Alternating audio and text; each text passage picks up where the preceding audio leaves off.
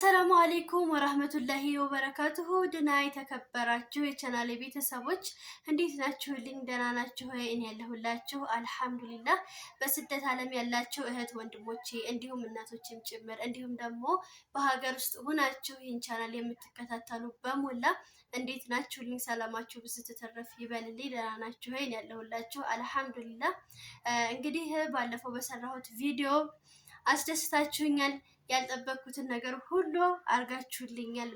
በጣም ለእናንተ ትንሽ ነገር ሊሆን ይችላል፣ ለእኔ ግን በጣም ከምላችሁ በላይ ትልቅ ነገር ነው እና ከልቤ ሹክረን ብያችኋለሁኝ። ወላሂ እኔ ምን ብዬ እንደምል አላውቅም። በቃ እዛ ሪፕላይ ላደርግ ብዬ ይሄ እንዴት ሪፕላይ ይደረጋል? በቪዲዮ ነው መናገር ያለብኝ ብዬ ነው የመጣሁት ማለት ነው። ለሁላችሁም ዱአ ላደረጋችሁልኝ በሙላ አሚን አሚን አላሁማ አሚን ብያለሁኝ። በጣም ደስ የሚል ዱአ፣ በጣም ወላሂ ልብን በሐሴት የሚሞላ ተስፋን የሚሰንቅ ዱአ ነው እና በጣም አድርጌ ሹክረን አሚን ብያለሁኝ። ዱአችሁም ደግሞ እንግዲህ ፍሬ እያፈራልኝ ነው ወላሂ እና ሹክረን ቤተሰብ። እና ባለፈው የሆነ ግጥም ሰርቼ ነበርና አቅርቤ እና በዛ ግጥም ላይ ደግሞ የሆነ ኮሜንት ተጽፎልኛል ከአንድ ወንድሜ፣ ለእኛ ስለ እረኞች የለም ወይ ምናምን ተብዬ ነበረ እና ዛሬ ደግሞ ያንን ይዤ መጥቻለሁኝ ማለት ነው። እንደምትወዱት አልጠራጠርም። ነባር ቤተሰቦቼ ላይክ እያደረጋችሁ ግቡ። እንዲሁም ደግሞ ሼር የተደረገላችሁ በሞላ ቤተሰባችን ሆኖ ሰብስክራይብ እያደረጋችሁ እናንተም ከወደዳችሁት ደግሞ ለወዳጅ ዘመዶቻችሁ ሼር በማድረግ አበረታቱኝ እላለሁኝ። ወደ ግጥሜ ልመልሳችሁ ማለት ነው። እረኛው ወንድሜ ከእናት ጉያ ወጥቶ ሞቆት ካደገበት ተስፋን ብቻ ሰንቆ ከወጣበት ቤት ነገን አሳምራለሁ ድህነትን ጥዬ ብሎ የተጓዘው ስንቱን ተሻግሮ የሸዋው ግለት እግሩን ሲጠብሰው የበረሃው ንዳድ ፊቱን ሲያጠቁረው ውሃ ጥም ሲያቃጥል ጉሮሮው ሲደርቅ የእናት የአባቱን ፊት በሀሳብ ሲናፍቅ እደርሳለሁ እያለ መንገዱ ቢረዝምም በልቡ ያለችው ሀገር አትጠፋም። የአረቡን በረሃ የባዕዱን አገር ላቡን ያፈሰሰ ተስፋን የሚዘራ እሱን ነው እረኛው የቤተሰብ ጠባቂ፣ ከራሱ ደስታ ይልቅ ለወገን አሳቢ።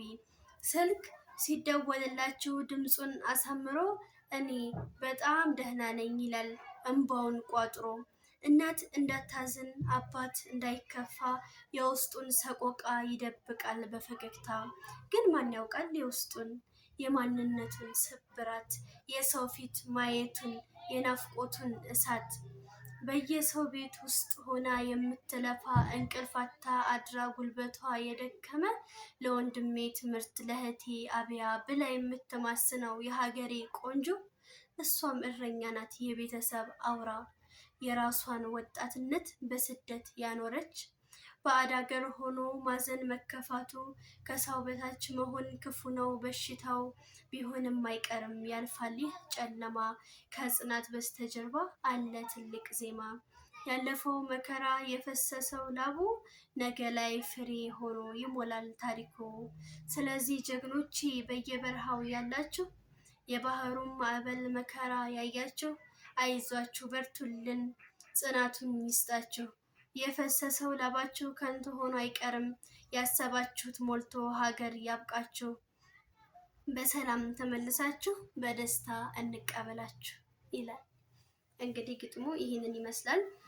እንደምትወዱት አልጠራጠርም።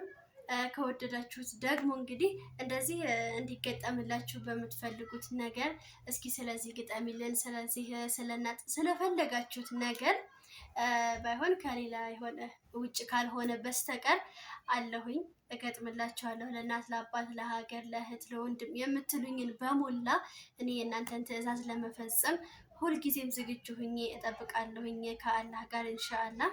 እና እነዚህ ግጥም የምትፈልጉ ካላችሁ ግጠሚልን፣ ስለዚህ እያላችሁ ጻፉልኝ፣ እኔም ለመመለስ አለሁላችሁ ማለት ነው። ቤተሰብ እንግዲህ ውድ ወንድሞቼ አባቶቼም እህቶቼም እናቶቼም ጭምር እንግዲህ ሁላችሁም በስደት ዓለም ያላችሁ በሞላ እንግዲህ ሁላችሁንም አላህ ጽናቱን ይስጣችሁ፣ አላህ ያበርታችሁ።